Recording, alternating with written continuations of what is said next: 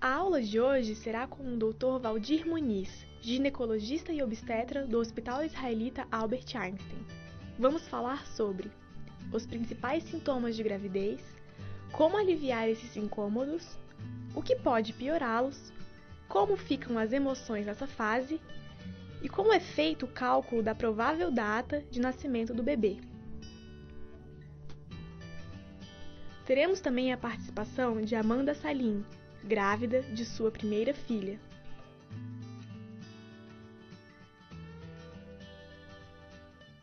Os sintomas, que é aquilo que as pessoas referem, e os sinais é aquilo que a gente pode observar e que a paciente também observa, no início da gestação eles são diversos. Eles diferem de paciente para paciente, de momento do início da gestação para outro momento um pouco mais tardio. E o principal que eu considero é o atraso menstrual. Então, você demorou muito para descobrir que estava grávida, Amanda? Eu descobri no 8º dia, Malu. Descobri porque minha menstruação atrasou e não era de atrasar, na verdade. Eu tomava a pílula já há 10 anos, assim, de forma ininterrupta. Então, quando aconteceu, eu achei estranho. E fora isso, também os meus seios ficaram doloridos. Hoje, os testes de farmácia, ditos de farmácia, que qualquer pessoa pode comprar em qualquer farmácia, eles já são bem mais confiáveis do que aqueles antigos, que eram de manipulação muito mais difícil. No 8º dia eu fui na farmácia que tem pertinho de casa, comprei o teste e na verdade acho que eles pedem 3 minutos para sair o resultado. O meu em menos de 10 segundos já tinha o positivo bem grandão lá na minha cara. O beta-HCG que é feito no sangue, esse é muito certeiro. Ela pode diagnosticar a gravidez até mesmo antes do atraso menstrual. Outros sintomas são o enjoo, as alterações digestivas, a azia, a queimação do estômago, o aumento da salivação e o aumento do apetite. E Amanda, me conta uma coisa, você sentiu aquele sono no começo da gestação? Aquele sono assim incontrolável ou foi tudo bem? Muito, muito sono. No 2º mês, na verdade, logo depois que eu descobri. E é uma coisa assim inexplicável. A maioria das vezes ela se sente mais sonolenta, aumenta o apetite, aumenta o peso, aumenta a ansiedade.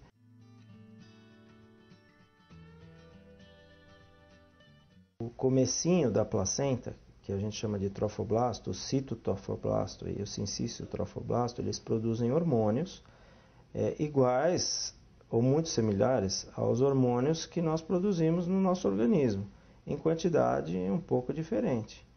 E esses hormônios, eles influenciam os mais diversos departamentos.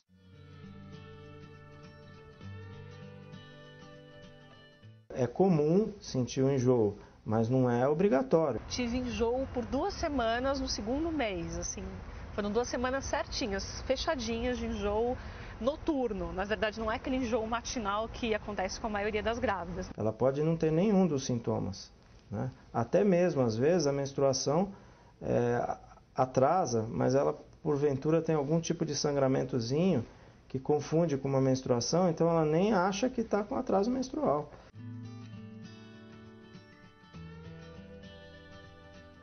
Se a mulher está grávida de gêmeos, ela tem mais quantidade de placenta se formando, ela vai ter uma quantidade maior, provavelmente ela vai ter um pouco mais de enjoo. A ansiedade, o estresse, o cansaço e o excesso de comida, ou até mesmo ficar muitas horas sem se alimentar, podem estimular os enjoos.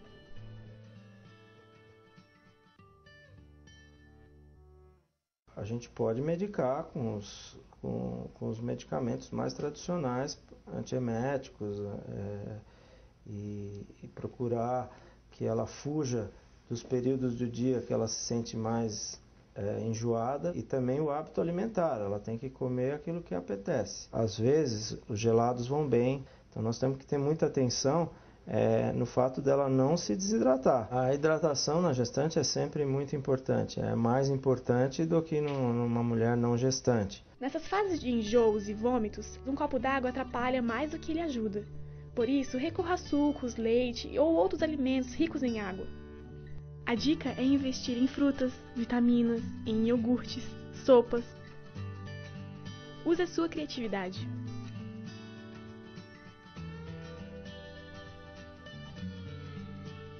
Elas já sentem alterações psicológicas, porque isso tem a ver com toda uma vida, com a infância dela, o que ela passou, com as expectativas, né?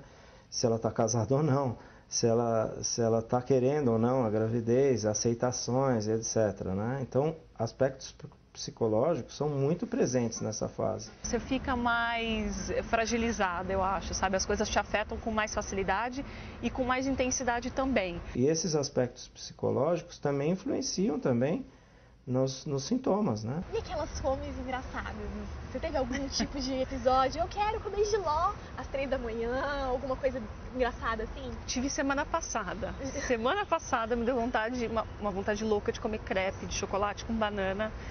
E aí, à noite, tomei banho, fiz meu marido sair de casa comigo, a gente foi, atravessou a cidade, a gente foi num shopping que eu sabia que tinha para comer.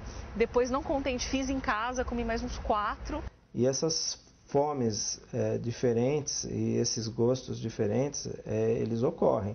É clássico isso, a mulher acordar, querer uma pizza, querer morango quando é fora de época.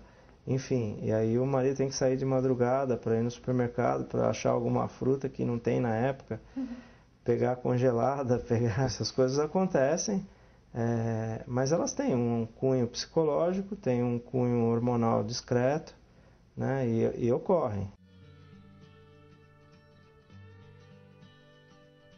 E a gente calcula a gravidez como demorando a gravidez toda como 40 semanas em média. E a gente começa a contar as semanas a partir do primeiro dia da última menstruação, porque muitas pessoas querem calcular do dia que ela engravidou. Você pode calcular a data provável de nascimento do seu bebê. Por exemplo, se você menstruou no dia 2 de abril, como abril é o mês 4, você vai somar ao dia 2 mais 7 dias e subtrair 3 do mês 4, ou seja, a data provável de nascimento do seu bebê é 9 de janeiro. Se ao fazer este cálculo o mês virar, aí a conta será outra. Por exemplo, você menstruou no dia 27 de junho.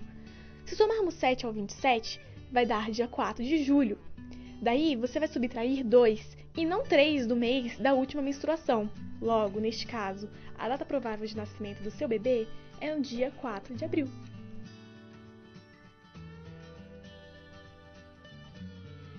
Quando ela não sabe a última menstruação, não se recorda, ou ela tinha um distúrbio menstrual, que não menstruava e engravidou sem saber a última menstruação, a avaliação da idade gestacional ela é feita pela ultrassonografia.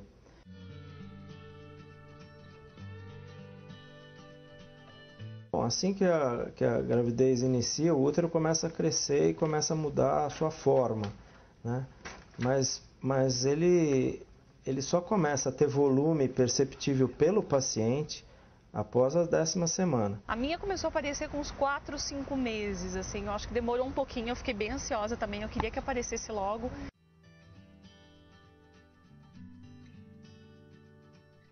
Que querem descobrir o sexo antes do momento propício, né? Antes do parto, ou mais antecipadamente possível, com 8 semanas pode-se realizar um exame de sangue que você determina o sexo com um acerto de 99%. Este exame é o exame de sexagem fetal. A maioria dos convênios médicos não cobre a sua realização. Eu sempre falo para as minhas gestantes que sempre vai dar tudo certo. A possibilidade de uma gravidez culminar com êxito é enorme. Agradecemos ao Dr. Valdir Muniz e à maternidade do Hospital Israelita Albert Einstein. Responda agora ao nosso quiz e teste se você aprendeu todo o conteúdo passado.